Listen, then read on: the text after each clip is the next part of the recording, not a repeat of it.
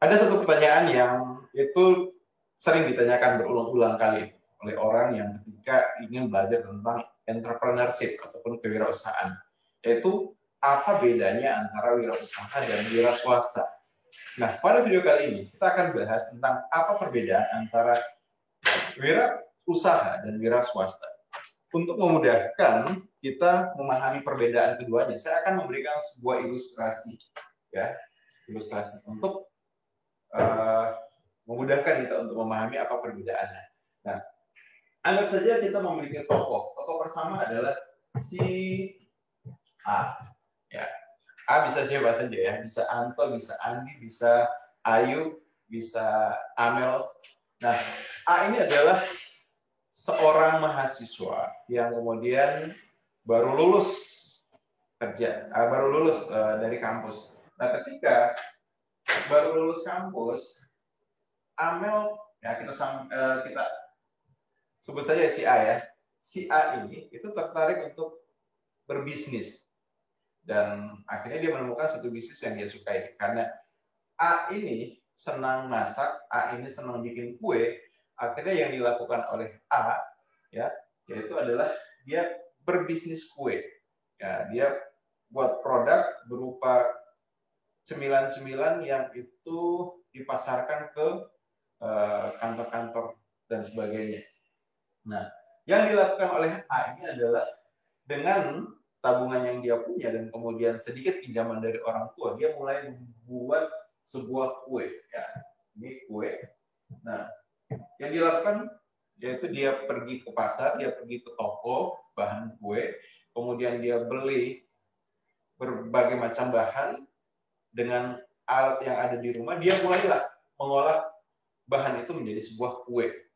Nah, ketika kue itu kemudian jadi, yang dilakukan oleh si A ini, jadi dia kemudian mulai menawarkannya kepada orang-orang di sekitar dia itu dengan memanfaatkan media sosial, dia menghubungi teman-temannya, dia mempromosikan produk dia ke teman-temannya.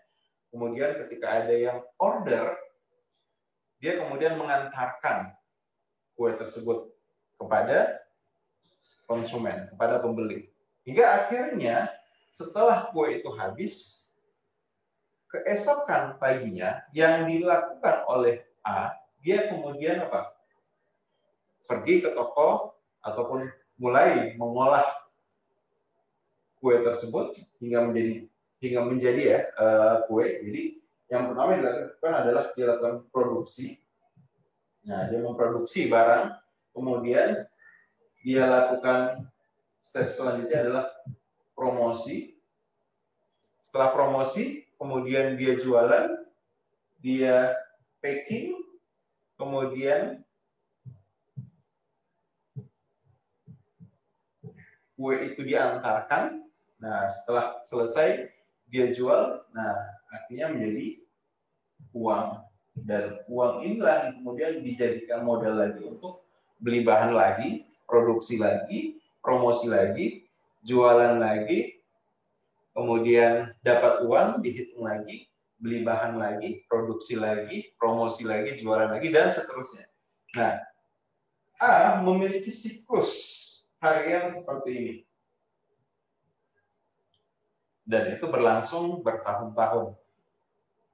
WA yang sangat laris itu banyak diminati orang. Dan itu terus membuat A sibuk dan akhirnya A menjadi seorang penjual kue terkenal di daerahnya. Nah, kita masuk ke ilustrasi yang kedua. Ya. Ilustrasi yang kedua, kita sebut namanya ya, si B. Bisa B Bambang, bisa Budi, bisa Bella, bisa Bibi, ya, siapapun ya. Oke, nah, si B sama seperti A, itu senang bikin kue. Sehingga yang dia lakukan pertama kali ketika dia berbisnis kue adalah dia beli bahan-bahan, kemudian dia produksi. Nah, dia produksi, setelah dia produksi, dia lakukan promosi, kemudian barang itu dijual, di packing, oke. Setelah itu dia dapat rupiah, dan kemudian keesokan harinya dia produksi lagi, promosi, packing, jualan, kemudian dia dapat duit, dan seterusnya. Nah, setelah jalan kurang lebih 2-3 minggu, si B ini berpikir bahwa karena produk yang dia punya itu cukup banyak dinikmati, cukup banyak yang suka, dia akhirnya berpikir bahwa ini tidak bisa kalau kemudian saya lakukan terus. Misalnya, yang pertama yang dia pikirkan adalah, saya tidak akan bisa produksi banyak kalau kemudian di hari yang sama, di pagi yang sama, saya gunakan waktu saya untuk belanja. Akhirnya, di minggu ketiga yang dilakukan oleh si B, dia mulai merekrut orang untuk melakukan beberapa pekerjaan agar bisa membantu dia itu. Jadi yang pertama adalah dia rekrut orang untuk kemudian bisa membeli bahan toko. Oke. Kemudian karena produksinya semakin lama semakin banyak, peminatnya semakin lama semakin banyak, si B berpikir bahwa oke, saya butuh orang ini untuk produksi. Kalau saya melakukan sendiri, saya hanya bisa memproduksi 20 kue dalam satu hari, ya, 20 cake besar. Tapi kalau misalnya saya rekrut orang, saya bisa produksi bisa sampai 100 kue setiap hari. Saya rekrut orang itu. Jadi akhirnya si B mulai merekrut orang itu untuk membantunya dalam memproduksi. Dia rekrut orang. Nah, setelah rekrut orang untuk memproduksi, karena kemudian banyak yang minat dan dia butuh untuk agar orang tahu produk dia mulai terpikir bahwa kalau saya kemudian hanya jualan melalui media sosial ataupun portal, maka orang mungkin hanya akan bisa mendapatkan kue saya ketika orang itu mesan gitu. Nah, ini apa? Dengan modal yang terkumpul sedikit-sedikit, dia mulai ubah sistemnya. Dia punya toko, ya. Dia sudah mulai berpikir untuk punya toko. Nah, dari toko yang ada, ya, direkrutlah orang yang jaga toko. Kemudian dia tetap fokus pada promosi. Nah, dia fokus pada promosi. Pada minggu keempat, seiring dengan berjalannya waktu, nah, bagian pembelian bahan, bagian produksi, itu kemudian mulai secara pelan-pelan bisa ditinggalkan oleh si B. Artinya dipercayakan gitu. Ya, si B fokus pada promosi. Nah, karena produksi sudah jalan dengan sendirinya, nah, dia fokus pada promosi. Nah, ketika bagian promosi pun dia merasa keteteran, dia mulailah merekrut orang untuk membantunya promosi, membantunya untuk mengantarkan produk, membantunya untuk menjaga toko, hingga akhirnya kemudian dia semakin bisa punya duit yang banyak untuk akhirnya punya cabang lagi di tempat yang baru lagi. Nah, seperti itu. Jadi, ini adalah sebuah ilustrasi yang bisa kita gunakan untuk membedakan yang mana yang menjadi wirausaha, yang mana yang menjadi wira swasta. Nah, mungkin sebelum saya jelaskan, kira-kira ada yang bisa menebak? Yang disebut sebagai wirausaha yang mana? Yang disebut sebagai wira swasta yang mana? Yes, betul. Ya. Jadi, A ini adalah wira swasta. Nah, sedangkan B inilah yang kemudian disebut sebagai wira usaha. Nah, wira swasta adalah seseorang yang mengusahakan segala sesuatunya sendiri. Nah, dia mengerjakan segala sesuatunya sendiri, mendapatkan penghasilan yang itu untuk mencukupi kebutuhannya sendiri. Ataupun ketika misalnya dia dibantu oleh beberapa orang, maka yang terjadi adalah dia hanya fokus pada pengembangan dirinya sendiri. Akan tetapi, mereka yang kemudian fokus pada wirausaha, mereka ketika terjun di dalam sebuah bisnis itu tidak hanya fokus pada bagaimana mengembangkan hobi mereka dalam bisnis tersebut, tapi berpikir bagaimana bisnis ini itu bisa berkembang dan terus memberikan manfaat seluas-luasnya. Dan wirausaha adalah mereka-mereka yang kemudian bisa menciptakan lapangan pekerjaan bagi banyak orang. Nah, seringkali di masyarakat ada satu anggapan bahwa ngapain kamu susah-susah kuliah, ngapain kamu sekolah tinggi-tinggi kalau kemudian kamu berbisnis. Nah, karena sampai sejauh ini masih ada anggapan bahwa mereka yang berbisnis itu adalah mereka yang kemudian tidak mendapatkan pekerjaan. Padahal sesungguhnya ada orang yang kemudian secara sadar memilih untuk berbisnis agar apa? Agar bisa melakukan lebih banyak lagi. Agar bisa kemudian memberikan manfaat lebih banyak lagi bagi masyarakat. Bayangkan saja ketika misalnya seseorang memilih menjadi seorang pegawai, maka dia harus menjadi satu dari sekian banyak orang yang ikut antri melamar pekerjaan tersebut. Karena kita tahu bersama, di video sebelumnya kita bahas bahwa 3 hal yang membuat akhirnya tantangan bagi generasi muda semakin besar di depan, yaitu adalah yang pertama, karena modernisasi. Banyak industri, banyak perusahaan yang sudah mulai menggantikan proses produksi mereka dengan robot, dengan teknologi. Sehingga apa? Mereka sudah semakin sedikit membutuhkan karyawan. Kedua adalah globalisasi. Ya, dengan kerjasama lintas negara itu membuat akhirnya orang dari mana saja bisa datang ke tempat kita, sebagaimana kita bisa datang ke tempat mereka. Sehingga yang terjadi adalah persaingan untuk mendapatkan kerja akan semakin lebih sulit lagi. Dan yang ketiga itu adalah bonus demografi. Nah, mereka yang berusaha ataupun menciptakan usaha ini menjadi solusi bagi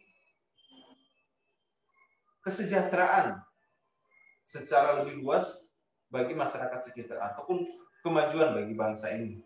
Nah, saat ini jumlah pengusaha di Indonesia itu baru sekitar 1,8. Dari satu riset disebutkan bahwa kalau kita mau negara kita maju, bangsa kita maju, kita harus punya pengusaha di atas 2% dari jumlah penduduk di Indonesia. Dan inilah yang kenapa jadi alasan bahwa di kampus-kampus mulai banyak diajarkan tentang entrepreneurship. Karena harapannya mereka yang kemudian belajar tentang entrepreneurship ketika lulus dari kampus kemudian punya cara berpikir yang berbeda, yang itu kemudian bisa menjadi solusi bagi masalah-masalah yang ada di masyarakat dan bisa menjadi harapan bagi bangsa ke depan.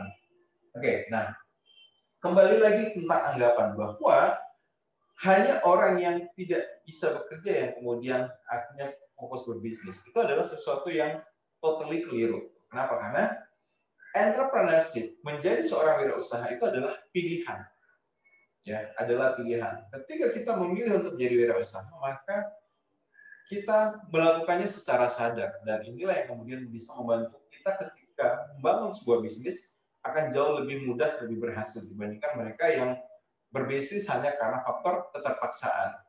Nah, kita kembali lagi ke pertanyaan yang banyak ditanyakan oleh banyak orang, khususnya bagi mereka yang mau berbisnis. Ngapain kamu susah-susah kuliah? Ngapain kamu susah-susah punya pendidikan tinggi, tapi kemudian hanya memilih untuk menjadi seorang pebisnis?